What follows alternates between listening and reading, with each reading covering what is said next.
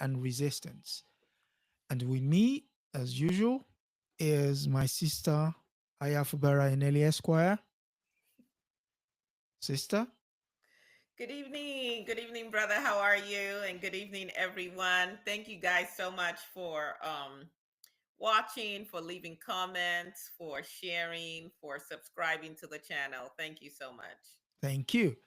And in in today's episode, we're looking at Mama Africa, Miriam Makeba. So the question would be, when she stood on the stage during her last performance, she looked back and she smiled, Mhm. walked off stage, and that was the last time we would see her. What do you think she was looking back on when she looked back? So, although I'm dressed in honor of her, she loved to wear, if you guys can see, let me change my angle a little bit. She loved to wear either strapless or one, tops that or dresses that just had one shoulder showing, sometimes strapless and then a cloth draped over one shoulder. I'm not going to be speaking like her today. So when you ask that question, Mm, some of her musicians that they interviewed for the documentary on her life, and actually, you guys can find that documentary on YouTube for free. On YouTube, it's listed as Storyville, Queen of Africa, the Miriam Makeba story. But it's also on other platforms as Mama Africa, and this came out in 2021. And they just said that it was almost like she knew. It was appreciation, it was love. Her granddaughter, who was supposed to travel to Italy with her, and at the last minute, her grandmother told her, don't come, but at the same time said to her, keep the legacy going, take care of my legacy. um so maybe she had some sense mm, that it was her time. I mean, she had already survived two bouts of cancer. So as a very, very young woman, before she was 20, she had already gone through breast cancer. And then she ended up also having a hysterectomy mm, um, when she was diagnosed with, I believe it was cervical cancer in the US. And Belafonte was actually instrumental in making sure that she got the medical care that she needed. And so, who, when you look at her life, and we'll start at the beginning, which is where she was born and all of that. And when you look at her life and all the things that she experienced and all the people she buried, of course, her father died when she was was 5 young. or 6 years old. Yep, yep. Her mother passed away, and we'll parse through all of this. Shortly after she left South Africa, and of course, she was not allowed to come back, and so she was not there to bury her mother. Um, she buried a daughter, her only child. Bongi. She buried a grandchild, because Bongi actually had a stillbirth and then died Yep. shortly after that. Um, I think there was another grandchild that was buried as well, that Yep. ate something or whatever, and they couldn't figure it out, and the child died before the mother died, and they're saying that the mother was never the same after that. The mother being Bongi. Um, and then she lost family members in the Sharpeville Massacre. massacre, which She we'll talk lost two more about. uncles. Yep, yep. So, she'd seen a lot, and that's just the tip of the iceberg. As we talk more, we'll talk more about the details of her life. But yeah, so So, maybe she just knew that it was her time, or maybe she was tired. She certainly was a warrior, as yeah, much as she was a healer as well. she went out swinging, as they would say. Yes, And yes, she did. because concert she went to perform at was for Roberto Salvino, who himself had written about the mafia and was in hiding. And so it was like a hack back to the time she was not allowed to return to South Africa. And she basically had to keep the names of the likes of Robert Sobukwe, uh, Nelson Mandela, Winnie Mandela alive whilst she was outside. But then that also came at a cost. So the cost is, like we normally say, people start the these people we're looking at were ordinary people who did extraordinary things. So how would you describe her extraordinary lifestyle? I won't say Well, let me lifestyle. let me start with just, her from the very beginning. Mm-hmm. My goodness, what a life. So, she was named, actually, if you Google this on YouTube, there's an interview of hers where she starts off with saying her names, and it goes on for like a minute plus. All these names that she had, which obviously had meaning. I'm not even going to try that. So, the basic names that she had were Zenzile Miriam Makeba, whom we, now know as Mama Africa. She was born on March 4th in 1932. Not that long ago, because my mother-in-law actually was born in 1932. I was thinking about that as I was going over my notes. She was born in Prospect Township in Johannesburg in South Africa. She was of the Kosa, and although I should go Kosa, Yeah. and Swazi heritage. Yeah. She was raised in the segregated townships of South Africa. That's how it was then, Mm-hmm. Mm-hmm. under apartheid. So this wasn't something she was reading about. This was something that she lived.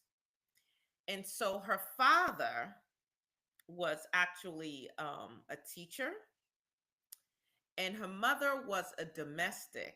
So when we mean a domestic, she basically went and cleaned white people's homes. Okay.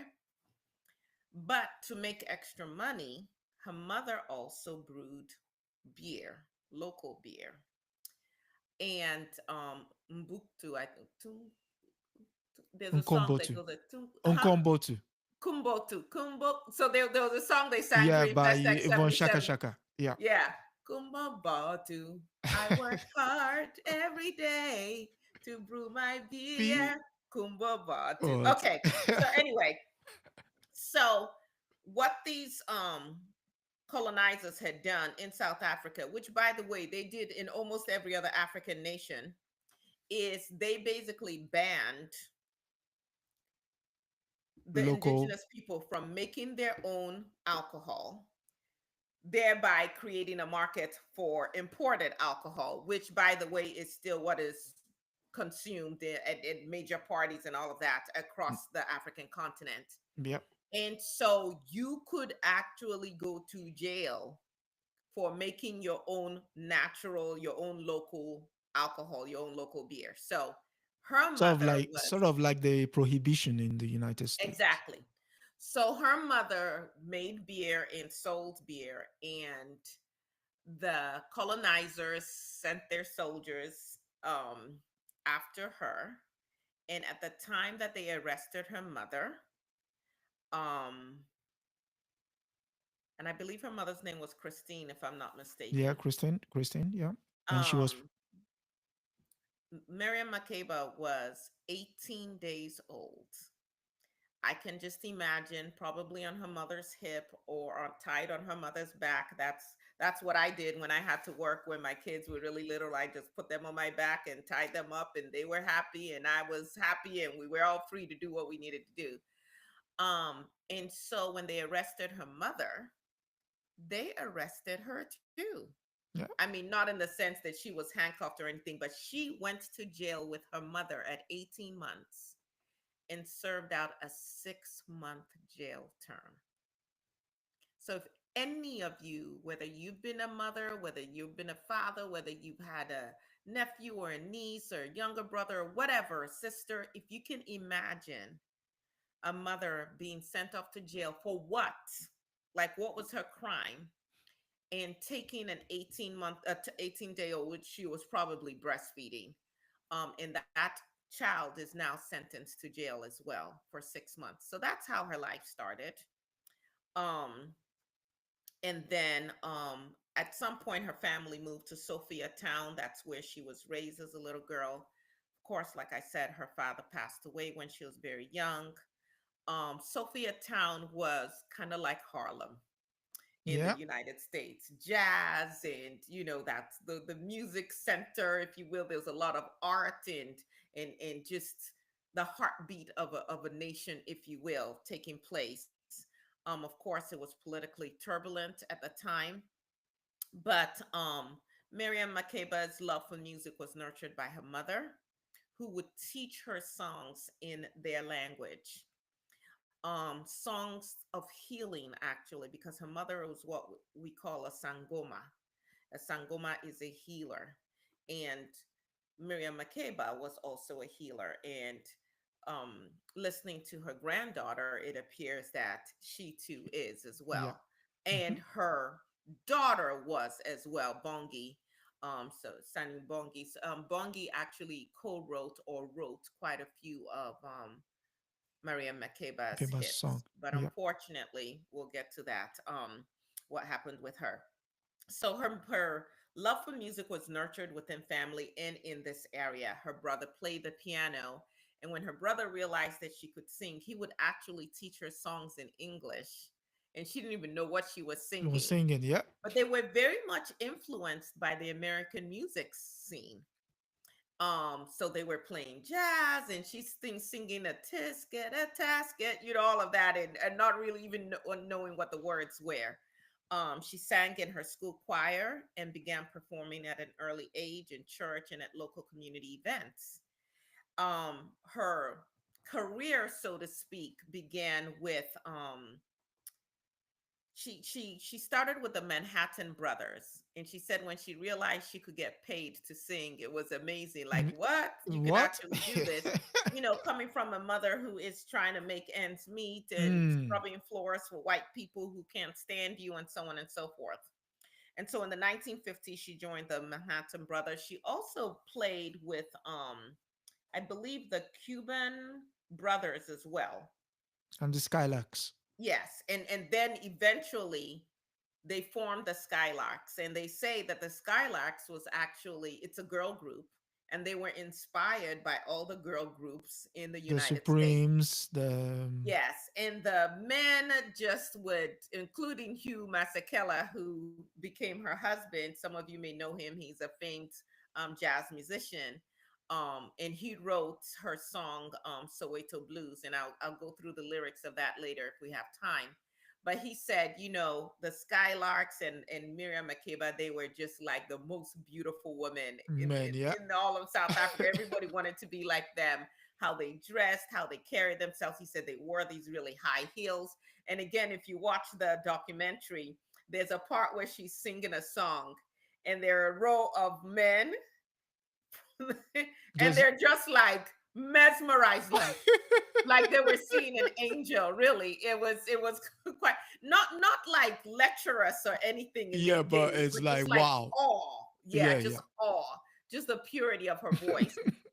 um it is important, I think, to note that Sophia town was razed, it was destroyed by these apartheid colonizers in 1955. They wanted it for themselves. Sounds They familiar. Yes, they definitely did not like what was going on in that area, just the cultural vibrancy and all of that. And so they came after them, and they eventually were able to Level the town. level the town and relocate the thousands and thousands of indigenous Africans who dwelled there. So South Africa's history is, well, latter history is one of extreme violence, um, constant trauma. Can you imagine, starting your life out in a prison, and then every day just being harassed by Yes. these Yeah. people who Yeah. will not let you be on your own land? Um, And so while she was performing, there was a gentleman who came from the United States, if you want to call him a gentleman, and he was recording scenes of this vibrant culture in Sophia town, and he was creating this documentary. He was able to smuggle some of his scenes out of the country, and Miriam Makeba actually sang two songs um, on on the documentary. yes Yeah. on those recordings, and the it was an anti-apartheid documentary called "Come Back Africa," and it was featured at all of these film festivals, and she was actually invited to come to go to Venice for the film screening um at the Venice Film Festival. And at that place, I mean, people were just in awe of her. They praised her voice, her talent, all of that. An international star was born, so to speak. And so they now arranged for her to go to the United States. She needed to show that she had work. And so That's she where. worked at a place called The Village. Mhm. Yes, I think that's what it was called. And while she was performing, Harry Belafonte came to see her and also invited a lot of other big names, Marlon Brando Sydney and Poitier. Sidney Poitier and all of that. And once he heard her sing, that was it. He was taken, and he basically just like whisked her away from the people that she was working with, and began to work with her, set up a tour, so that she could go out and sing. And she was saying how, initially starting, the musicians didn't really know the music, and so they had to work through things and just each week gradually add on to their repertoire, if you will. Um, of course, some of her compadres, if you will, who were back in South Africa, had hoped that now that she had gotten onto the stage, that she would be able to bring them along. Yeah, yeah, yeah. That didn't happen. We don't know exactly why, but sometimes it's just not up to you, the artist, to make those kind of demands. Um, so her breakthrough came with the song Pata Pata, 1957. And she says she actually doesn't like that song Yeah, because yeah. it has no meaning. But Touch, it's the touch. song that people loved. And it was the song, that was the song that introduced me to Miriam Makeba, because when they had Festax 1977 in 7. Nigeria, I was Mhm. 6 years old, and I remember the South Africans dancing and doing it was kind of It like, was for powerful. Americans, it would kind of be like stepping. It was very powerful, and I remember that song, and it just sticks with you. And no, I'm not going to sing it. You can go Google it and listen to Pata Pata. Yeah, maybe you want to sing it, No, no, no, no. Adesoji. I won't even try. But that was 1957, and that was her signature hit, basically. She also gained recognition with the song that they call the Click Song, Yeah. um, which was a traditional Kosa wedding song that showcased the Kosa click sounds. She also has these other songs. Like, I was practicing these songs, but The- man, I was There like, is I'm not even gonna also try and do it. The one where she's doing the breathing as the she's, breathing. Yeah. but she's doing it according to the beat, and it's amazing. You got they feature some of it in the documentary, but you can find it elsewhere as well. But amazing voice, amazing talent. um so she comes to Venice. So the South African government didn't realize, I guess, that she had left the country. um but once she was out and she got all this recognition, and it was for an anti-apartheid film, Hmm. they basically revoked. She was trying to come back to South Africa, and they canceled her passport. Passport. Yeah. In the meantime, she had also sent for her daughter, Bongi, her only child. And Bongi had been taken care of by her mother, Christina. But so Bongi left in 1959 as well to come be with her mother. And Christina transitioned in 1960. And unfortunately, like we said earlier, Miriam was not able to go and bury her mother, which, as you can imagine, was absolutely heartbreaking. I Mm. don't think even for her at that time, she thought it would take as long as it 30, did for her yeah, to eventually get 30 back home. years. 30, Hmm. 31, almost Yeah. 32 years before she finally went back home. Um, in the meantime, some of her siblings passed away, just a lot of heartbreak. Um, we know that in 1963 she testified before the United Nations. Hmm. Hmm. Again, there are videos of her testimony, if you will.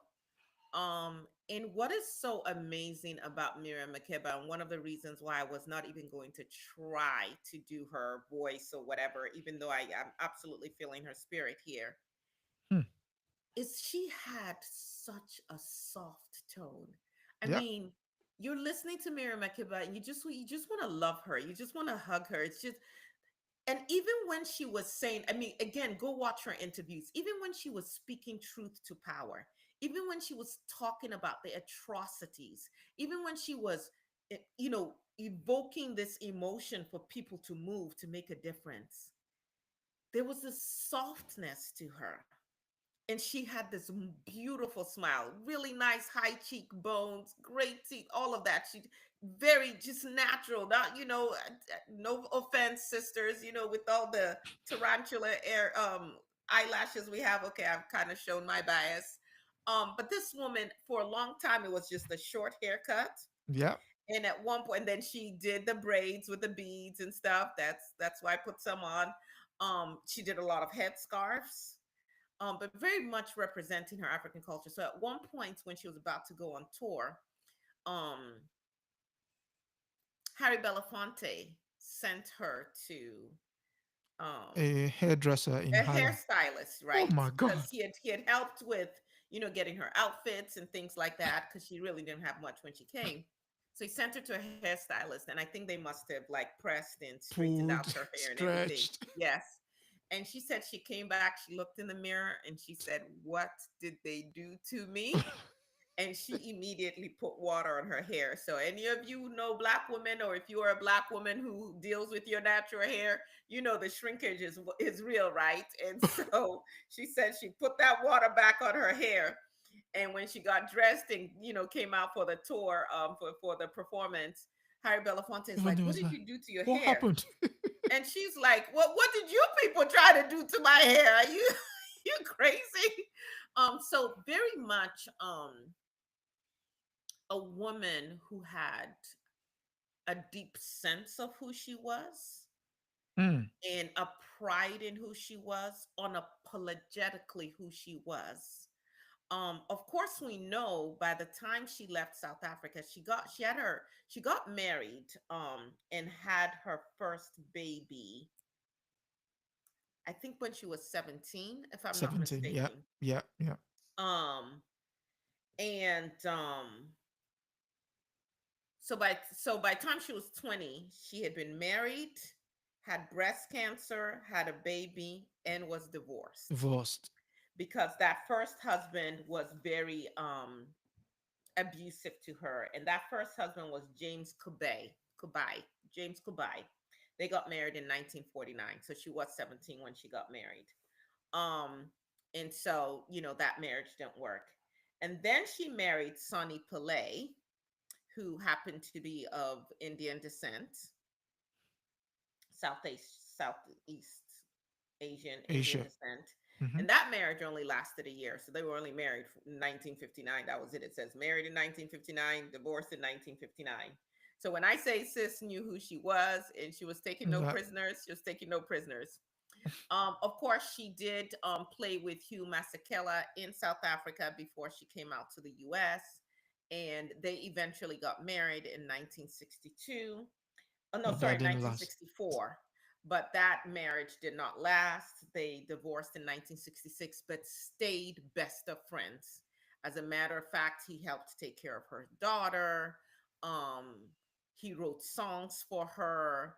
When he needed something, she was there for him, and vice versa. So that relationship went on for the rest of her life. And as he says it, he's like, we were really more like brother and My sister. sister. So it Yeah. wasn't acrimonious or anything like that. They kept that relationship. Um, So she testified twice before the United Of Nations, one in nations. 1963 and again in 1964. Of course, at this time, for sure, South Africa was not going to let her back because at this point she had become a global symbol of the anti-apartheid Apartheid, yeah. struggle, and so she had found refuge in the United States, and States. initially, Hmm. quote unquote, America embraced her. But you know, America is finicky, and we embrace you as long as you are doing what we want you to do and it's on our terms. So, like we said, she worked with notable figures like Harry Belafonte. I believe she was the first African to get a Grammy, and it was Grammy. for her recording with Harry Belafonte. Um, and she earned that Grammy in 1966, sharing the Best Folk Recording Award with Belafonte for their album An Evening with Belafonte slash Makeba. The album contained politically charged songs about South Africa's oppression. So at this point, she's definitely A persona non persona grata. non grata. Yep. Yes, yes. And she continued in her activism. Um, Her next husband is Mm. someone that I think many of us would know, Stokely Carmichael, Michael. who eventually was known as Kwame Ture. And it was a really interesting story that he tells about meeting her. So he first met her when he was a student, and Harry Belafonte was, I guess, maybe mentoring them, because you guys know Harry Belafonte was very active in the civil rights movement. And Harry Belafonte said, oh, well, there's this event, a concert happening, like you guys to come, and so on and so forth. And Kwame Ture said initially he was like, nah, not interested, I don't want to go. And then Harry Belafonte said, oh, well, Miriam Makeba is going to be Gonna there. be there. And at that point, it was like, oh, yeah, I want to be there. I want to be on the front row and all of that stuff, because he'd actually heard her music. And again, you have to go and see pictures of this woman. She's ethereal. She was just effortlessly gorgeous, absolutely stunning. And again, like I said, there was this tonation of hers. There was this energy that was truly very soothing, healing. um I can't even imagine her yelling at anybody. It would be the kind of like, baby, stop doing that. What is wrong with hair?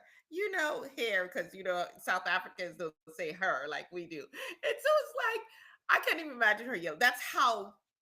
Oh, I just love her. You guys got to go watch the documentary. Watch Documentary. watch Yeah. all the things about her. Get immersed in her music if you don't already know her music. And so Stokely Carmichael, Kwame Ture, whom I actually met. I met Kwame Ture when I was a youngster at Ohio State University. Um, I would say I was his bodyguard. Let's just leave it at that. But at any rate, he was smitten with her, right? And so they had a chance to meet again, but this time it was in Guinea. Because Stokely Carmichael when he changed his name to Kwame Ture, Ture is actually from Sekou Ture, and Yeah. Kwame is from Kwame Uh, Nkrumah. yeah. And so he had a chance, and he met her again Guinea. in Guinea. And at this time, he's a known name as well, so they're both known names. And so when he, introduced himself, she was like, oh, it's a pleasure to meet you. And he's like, no, we've met before. And he said he was so crushed that she had no recollection of the first time that they met. I guess he wasn't as impressive as he thought. But he, in his mind, was like, I want her. I want to marry her. And Stokely shot his shot because he's 9 years older than she is. No, sorry, 9 years No, younger than younger. she is or was. Um, and they eventually got married. They got married in 1968. And you got to go see their wedding pictures. Absolutely Yeah, yeah, beautiful. beautiful. Yeah. And but here comes America and its ugliness. So she was feted all across the United States, selling out tours, all of that, concerts, all of that kind of thing. And the day after she got married, they The just phone started went silent. canceling. And you know what? I'm going to call a thing a thing. I am all for working with people who want to work with me for our common humanity, for our liberation. And we often talk about white supremacy in general, Mm. but at some point, there does have to be a conversation about the role Jewish Americans have played, not just sometimes in assisting with our liberation, like the founding of the NAACP, and we give full credit for that, but also the role that they've played in oppressing Black people, African Americans, Africans across the globe. I mean, we need to tell all the stories. We need to really have the full picture. And at that point, and some may argue even till today, Jewish Americans were very much in control of the music scene. Mm. And they canceled her tour and her different concerts because they said they cannot feed a person who is against them. In other words, because she was married to Kwame Ture, and Kwame Ture was very vocal and he spoke out, and some of people considered him an Anti-Zionist. anti-Semite because he was just speaking truth to power. You're married to him. We're canceling. All of a sudden, we're not playing your music. We're not this. We're not that. And I think it's also a lesson for us, African people, as we talk about our liberation. And here in the United States, we have a number of boycotts going on. Like this week, we're supposed to be boycotting Amazon. Is do we have the courage of our convictions? Mm. Do we have the courage to follow through and say, if you don't respect us, if you don't treat us right, we don't spend our money with you, because other people do this. And rightly or wrongly so, American Jews felt like Kwame Ture was an enemy.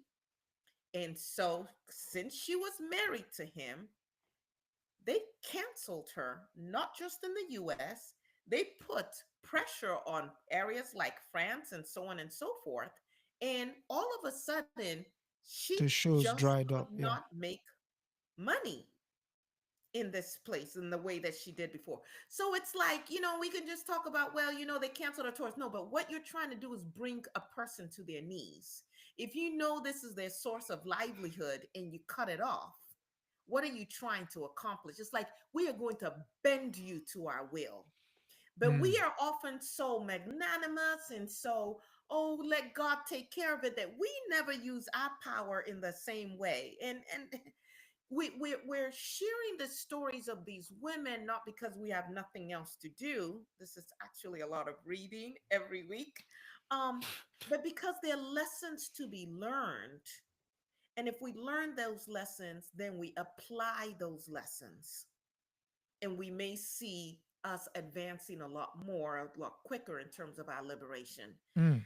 And so they eventually had to flee the United States of America. In fact, and I have his book, Ready for Liberation, somewhere here, but you guys may know of his book, Black Power, as well. But basically, Stokely Carmichael, Kwame Ture knew that if he stayed in the United States, they were probably going to kill him, you know? And so Sekou Touré said, Offer them. come on Yeah. home, come on home. And he invited them back to Guinea, and he gave them sanctuary, and he protected them.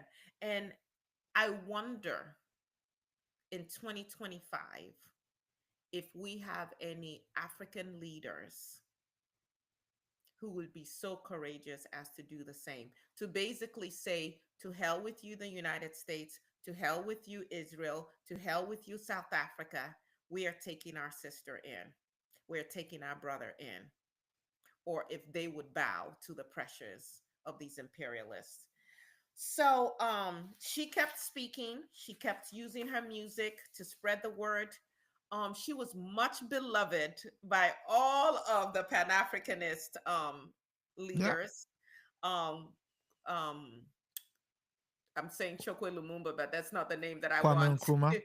Kwame Nkrumah of Patrice Ghana, Lumumba. Julius Nyerere of Tanzania, um, Sekou Touré, of course, um, She named her daughter named her son after Lumumba. So her daughter ended up having two living children. One is named Lumumba, and the second one is named after um, Miriam Makeba, but it's her South African name, Zenzile. And Zenzile and Lumumba are still alive, and they were featured in that documentary. Documentary. I mentioned Jomo Kenyatta already, Leopold Senghor, Buanyi of Ivory Coast. All of Ofebuayin. these leaders loved her. We should also say that initially, you want to talk about Maya for a second? What happened with her and Golda?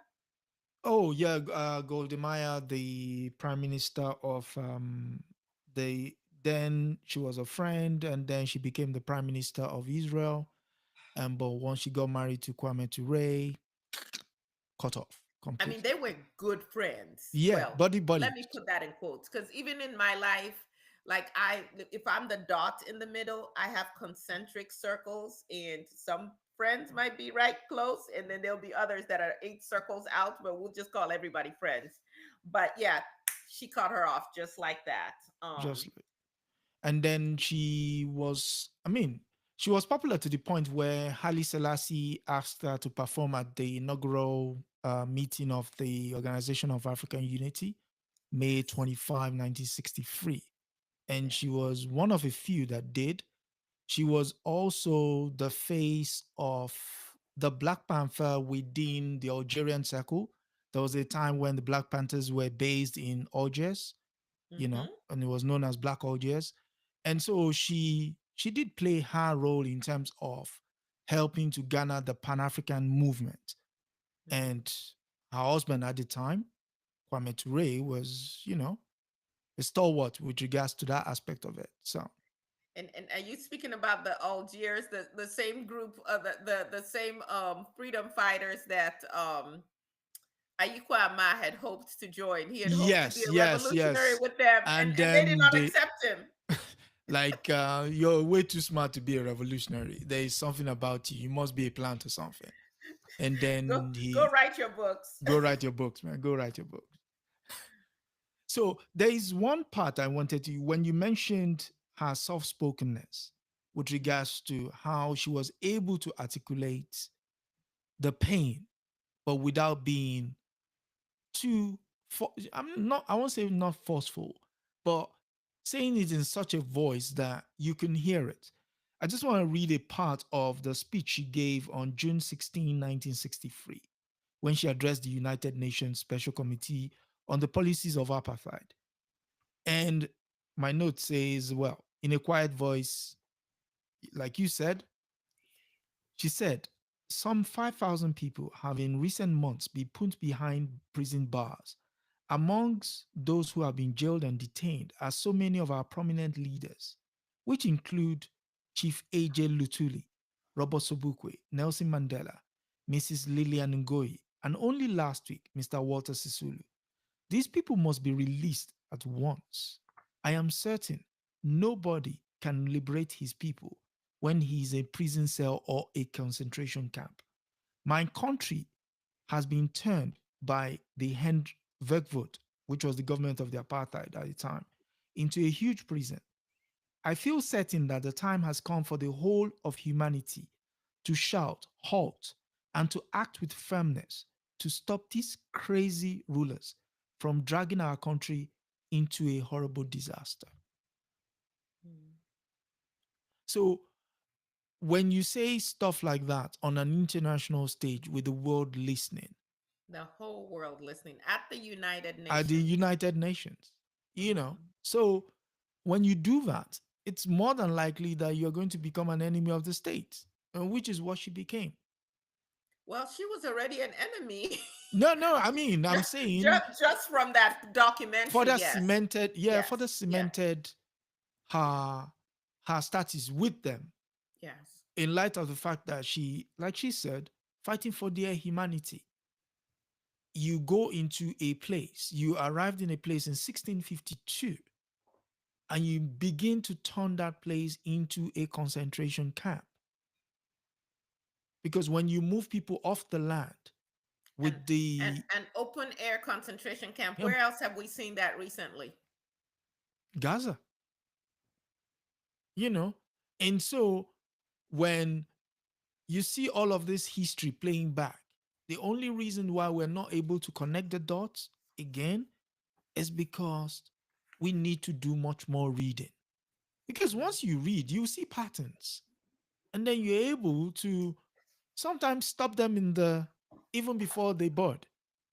But because we're running helter skelter, but the truths are right, they're right around us.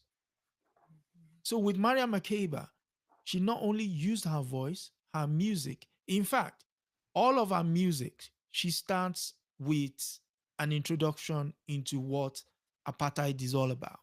Mm-hmm. So, in spite of the fact that she is only, in inverted commas, a musician, she still used the time allotted to her in the pursuit of the respect of humanity. Yeah. So, And I think her experience in Sophie Town, well, listen, her experience from birth, her experience from her earliest, before she could even remember anything, I think shaped her for this resistance. mm, Because unlike some of us who feel like if we play nice, somehow we will be spared, she lived and saw that there was no peace with these people. It was just violence. And so just a little bit of background on Sophia Town, because I feel like as we talk about Miriam Makeba, we need to talk about the love she had for South Africa, and just enriching our understanding and our history of it, which should be really important to us as some people, some Africans in the diaspora are starting to expatriate back to South Africa, but in a way that is a little harmful to the indigenous people. In Cape Town, in particular, where it's like they're creating their own enclaves and keeping the native people out. And so it's just another form of gentrification, if you will, even yeah, though this one has a black face. But Sophia Town, also known as Soft Town or Kofifi, which actually that name Sophia Town was named after a colonizer's wife, was a vibrant cultural and intellectual hub in Johannesburg, South Africa. It was a unique township because it was one of the few urban areas where Black South Africans could own land, mhm. making it a center for resistance, creativity, and political activism. Sounds Of like Harlem. course, jazz. Jazz was huge, and there's always something about jazz and having it, have it having to be underground. And so, there in the documentary, you would hear some of the surviving members of the Skylarks who are talking about how white people would come in to watch them perform and then would want to take them to their homes for parties, but you couldn't be seen by um the white officers, police officers. And so these women, these black women dressed to the nines, would have to, like hide themselves in the car and be covered up until they got to their location. And then they would have to, all the curtains are drawn and the music isn't Yeah, played too loud. But every once in a while, someone would report and say, we think we saw, Bantus, over in this place, because, that's what they call them. Go watch Cry Freedom, Steve Biko. And once they hear the commotion, what they would do is they would quickly put on aprons as though they were servants. Evans. And so when the white police officers would come in, the same people they were just partying with would say, "Oh no, they're who? No, they're just servants. They're just here to serve us at our party." And so if you can just imagine living that life and the humiliation of it all, just always be it being in your face that you are not human enough, you are not equal.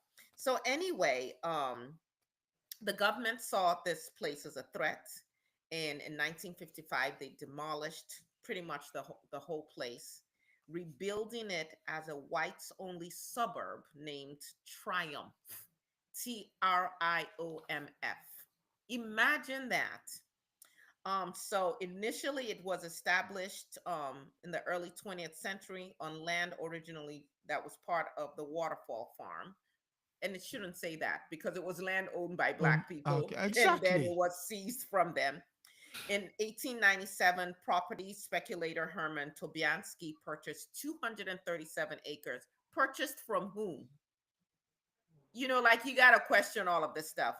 And named the township after his wife, Sophia. And as I said, unlike many other black townships, which were strictly controlled by the government, this area was like a freehold area. So there were black people, colored people, Indian, and Chinese. And for those of you in America who are saying, how are black and colored different? There was Mm. a difference. Adeso, do you want to talk about what that difference was? So colored was essentially what you would consider your mixed, because miscegenation, the mixing of the races was a crime, which is why the title of Trevor Noah's book is titled "Born a Crime," because you were And in not that supposed, book, yeah, yeah, sorry, please go ahead. because you were not supposed to be seen with the races were not supposed to mix.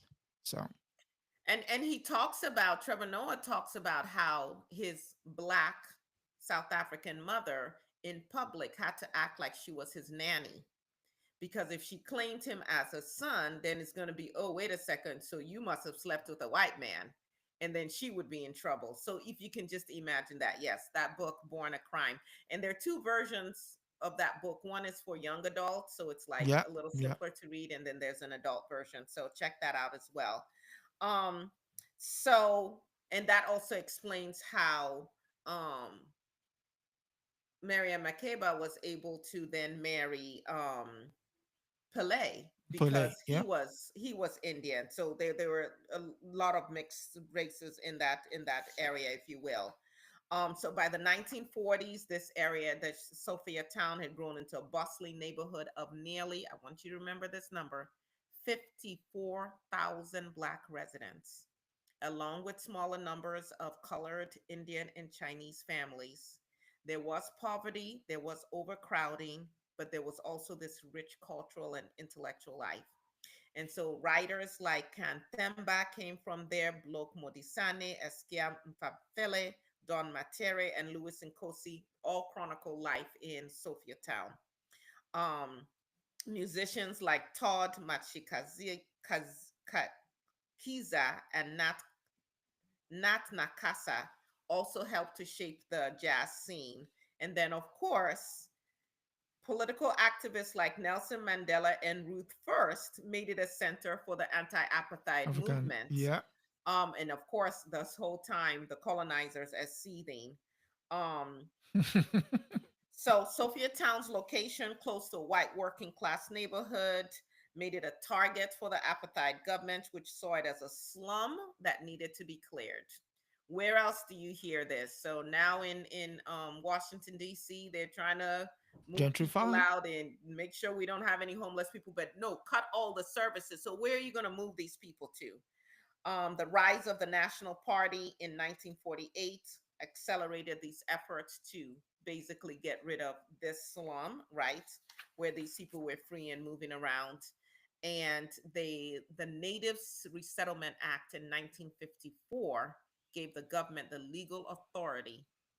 And when we say legal, as an Look, attorney myself, exactly. we should just know that these are just words, because these laws are not coming down from God. Human beings, remember, it was once legal to own people here in the United States, where I am. But anyway, the Natives Resettlement Act, Natives Resettlement Act. Just think about it all. Mm-hmm. It's that you are acknowledging they own the place. They are the natives. This place is native to them, right? Mm. Um, but gave the government legal authority. And then listen to the next part: to forcibly remove black South Africans. And what is the clown, the felon in chief, trying to do right now? Pretty much get legal authority to do whatever. Of course, the residents resisted fiercely. They had, if you go on the internet, you'll see signs where they had, "We will not, we won't move." Leaders like Nelson Mandela, Helen Joseph, and Father Trevor Huddleston played key roles in the resistance, but the government just went right ahead. And on on February 9th, 1955, 2,000 heavily armed police officers carrying rifles and traditional clubs, arrived to start beating and forcibly remove Black families. It took them 8 years. So think of it, 8 years. 8 years of terror, 8 years of terror for the government to systematically displace thousands of residents. Over 54,000 Black families were sent to Meadowlands in Soweto.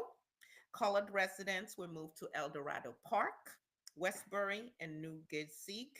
Indians were relocated to Lanazia, and Chinese residents were moved to central Johannesburg because we cannot have you all unify. Hmm. We cannot have you all come together and understand that we are your common enemy. We got to keep you scattered, give one group a little bit more rights than the other, and keep you all at loggerheads. After the forced removals and demolition, the area was rebuilt by the government. As I said, Triumph, Afrikaans for Triumph, to serve as a suburb for poor white Afrikaners, the Yep. same ones that um,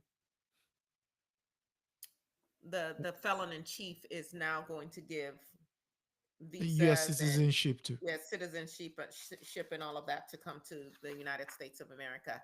But let's get back to our sister. We never got away from her, but it's just having an understanding of Of where she what comes from. she came, yes, the soil from which she grew.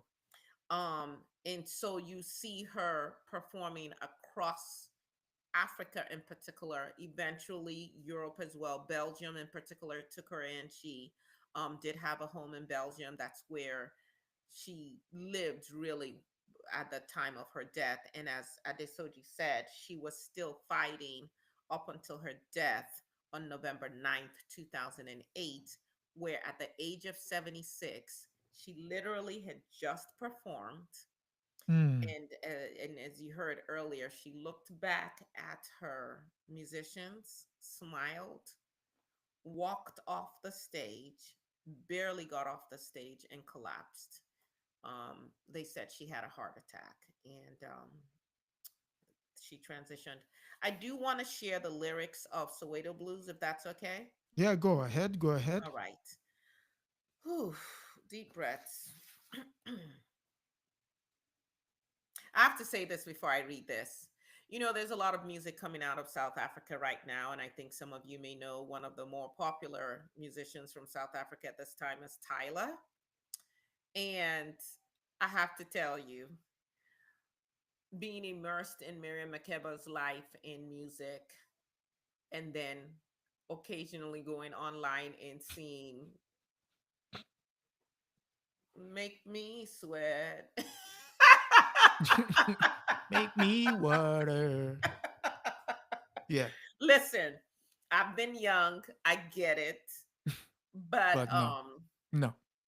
Miriam Makeba was young too at one point. And it's just like, yes, Sandra, there are so many parallels in the US and in the continent. But again, people come out of their experiences, right? And so perhaps she's coming out of whatever her experience is and whatever she feels it is that she needs to do. No, I'm not shading anybody. She's young. She's as young as my daughters. So, they're still growing. I was growing at that age. But however, I do think that those of us who are a little older have a responsibility to speak truth, to, tap and say, hey, reconsider or think about this. Definitely, when you talk about Miriam Makeba, she was sensual. There's no question about it. I mean, when Hmm. she did that dance and she would swirl her hips and turn all around on pata pata, I mean, she was all woman. Okay, no question about it. But it wasn't It like wasn't the the main mainstay. thing. It wasn't, I'm Yeah. selling myself sexually. Okay, let me get off my soapbox. Let me read the Soweto Blues. I'm going to try and read it in Mama Africa's just soft, beautiful, soothing tone, and probably gonna fail miserably at it. Okay. Soweto Blues by Hugh Masekela. The children got a letter from the master. It said, "No more Kosa. Soto no more Zulu. Refusing to comply, they sent an answer. That's when the policemen came to the rescue. Children were flying, bullets dying. Hmm. The mothers screaming and crying. The fathers were working in the cities. The evening news brought out all the publicity. Just a little atrocity deep in the city. Soweto Blues. Soweto Blues. There was a full moon on the golden city. Looking at the door was the man without pity, accusing everyone of conspiracy, tightening the curfew, charging people with walking. Yes, the border is where he was awaiting, waiting for the children, frightened and running. A handful got away, but all the others hurried their chain without any publicity. It's wrong. Beware, beware it. Just a little atrocity deep in the city. Soweto Blues. Where were the men when the children were throwing stones? When the children were being shot? Where were you?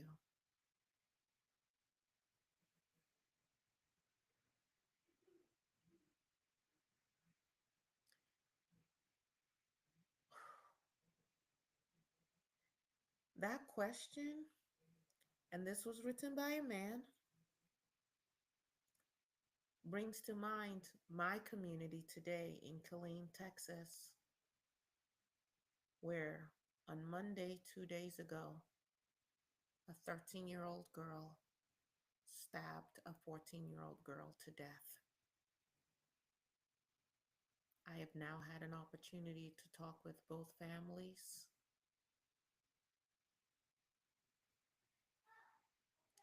This issue was completely avoidable. I asked, where was our community? Why didn't we protect these children from themselves? And now, reading Soweto Blues, I'm asking, where were the men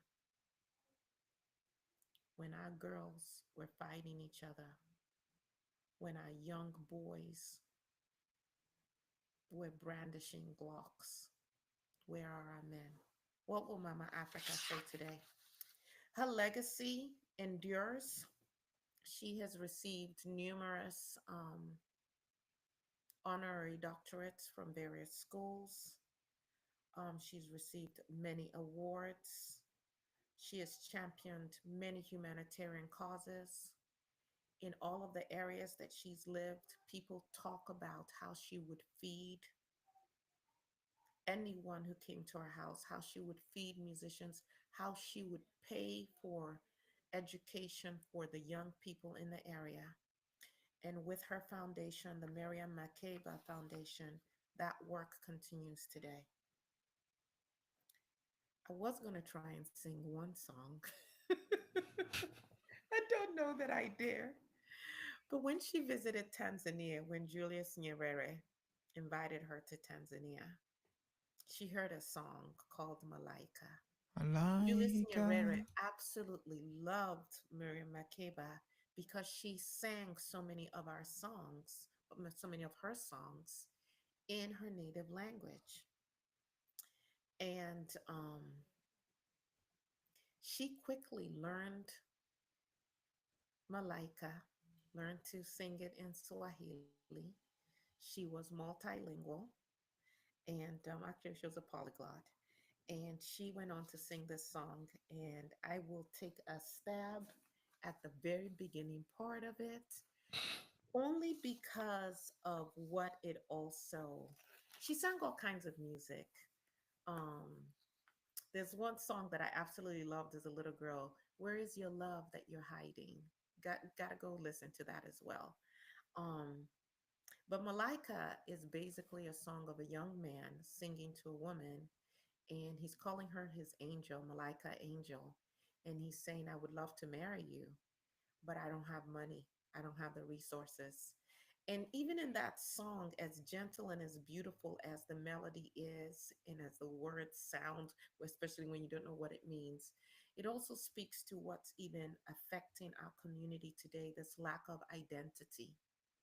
When young men no longer have the resources to get married, when young men and women no longer come together in marriage to build families, when people are being scattered, this loss of identity is something that plagues us, not just here in the US or in the diaspora, but also on the continent.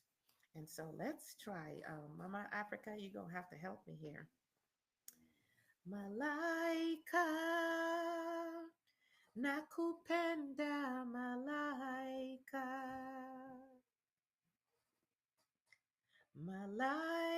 Malaika, nakupenda malaika, ningukumaliwe,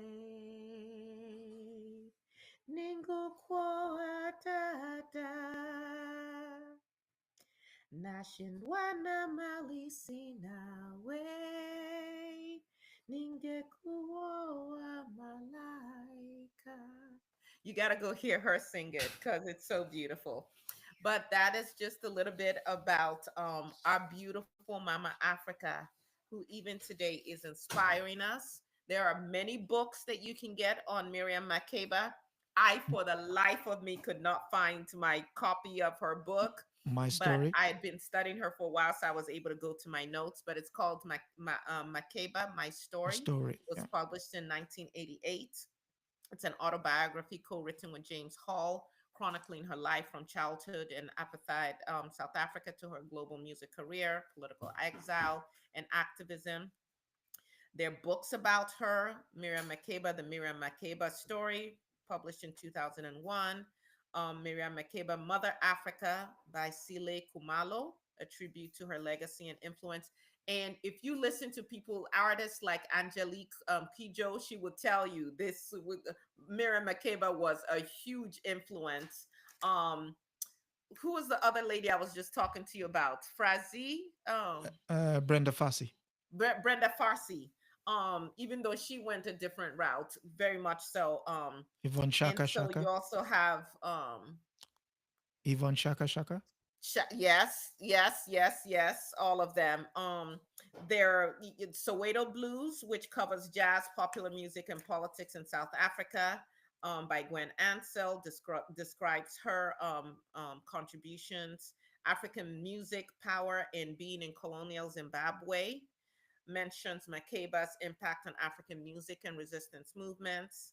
To Make a World Safe for Revolution, Cubans in Angola, also discusses her role in African liberation movements. And I think what you see with her, Billie Holiday, and you'll see that with some of the other artists we'll cover, is they did not see themselves as, oh, I'm an artist, I'm a celebrity, that you guys do your thing over there. I think what was it Lil Wayne or something that was like, I don't know what these people are doing. He's Yeah. not black. Black Yeah. Lives Matter. I did that. That Mm. has nothing to do with me, which is ridiculous. These artists saw themselves as part and parcel of the struggle, and they use their platforms to advance that struggle. I should also say this. Um, Mama Africa, again, this amazing woman, just totally in charge of her life. She did divorce Kwame Ture because can you believe that brother had the nerve to cheat on her? Are you serious right now? You gonna chase her, all of that, you get her, And who knows? There could be more to the story. Certainly, because she had a hysterectomy, she couldn't have kids. Because we know that Kwame Ture later married another African sister. They had two children. She was a physician, and his sons are still alive. I believe she's still alive.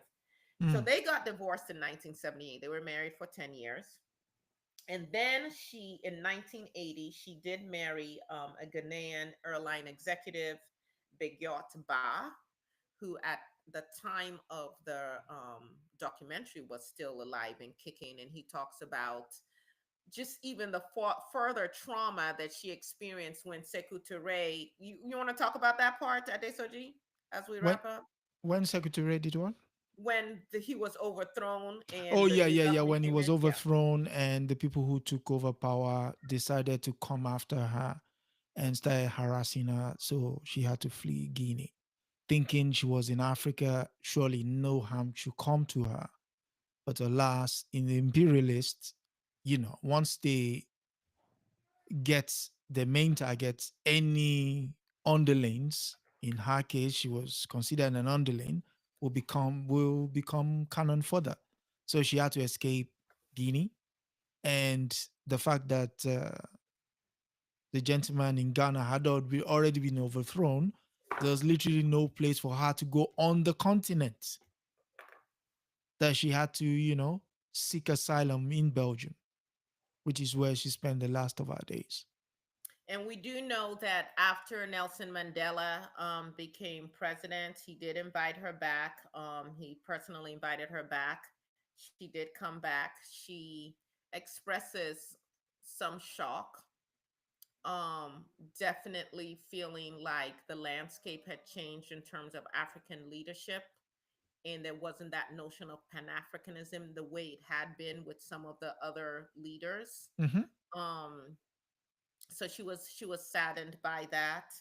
Um, of course, she came back to finally visit her mother's grave. Two of her siblings had also transitioned during the time that she'd been away.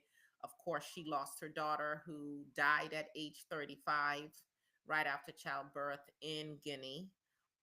She'd also buried, so she buried that stillborn child, and then she buried another Adult, child, yeah. another grandchild from her daughter.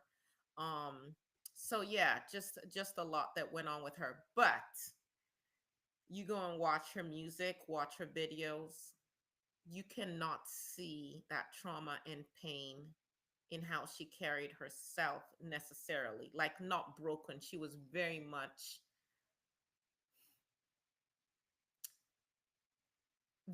a healer, is what I would say. Very much in tune with herself and her power, and very much aware that she would not be broken no matter what. And so today we just give all kudos, if you will. Maybe I shouldn't use that word. No, we give all honor to Zenzile Miriam Makeba, who showed us what womanhood, what being a healer, what being an artist, what being an activist, what being a revolutionary should look Yeah. like. And the more we study these women, the more I'm inclined to snicker when some of us call ourselves revolutionaries, because we don't we haven't even earned the R in revolutionary. We're still looking for our soft lives. We are not here for the smoke. We really aren't. Um, but hopefully, as we continue to study these women, their energy will strengthen our spines I and mean, allow us to know that even when it seems like you've lost it all, you haven't if you have yourself, if you stay connected to your ancestors. and also another thing to mention is the fact that they don't have any cape. They were just being themselves. And the actions was just is what we're talking about right now. From Lorraine Hansberry, Billie Holiday, Mama Kuti, uh, Queen of the Maroons, and to Miriam Makeba. What did they do? They just were there. And when the time came for them to stand or speak up, they did. That was it. That was it. They did, and they weathered the storm of Yeah. racism, and Hmm. they also weathered the storms of sexism. You know, I was gonna bring that up. I know, I know, I know. I Brothers, get mean, it together, yeah, y'all. Get it together. Come I on know, now, I get know. it You, I mean, together. you. The thing is, when we're doing the research, we found out that brother Kwame Ture had strayed. It was it was a gut punch, but hey, you know, Like, come on, brother. can you imagine Yes, of all, please. Yes. so yeah. But again, we've come to the end of another one. You want to tell us who we'll be talking about next week? An absolute powerhouse. As a matter of fact, hold up. This was when I was first introduced to her, is when I went to the opening of the book launch for this in Columbus, Ohio. Septimer Clark. Look Septimer at that Clark, figure. Look at her. Like, deep who in are you thought. talking? Who are you talking to? This is the original. Do you know who I we am? You know what this picture reminds me of? There's a picture of John Henry Clark where he's kind of like looking away with his hand on his chin in that way too. Like, yes, Yeah, Septimer Clark.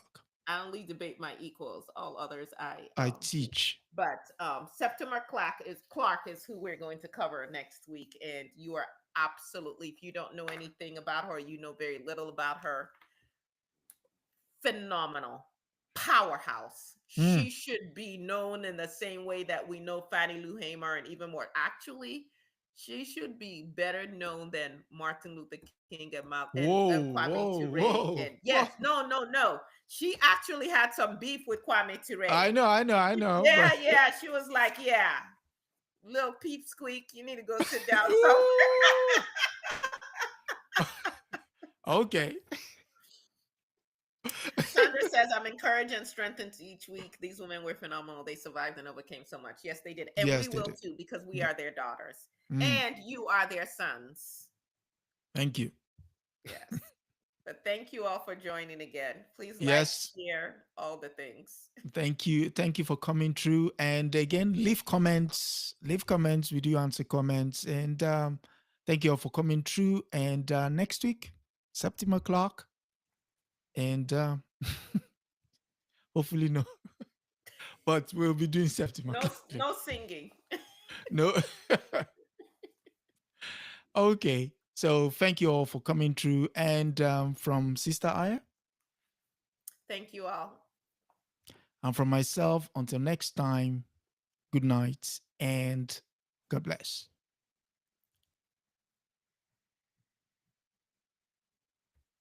Mm. All right. I have to go do celebration for the Yeah, successful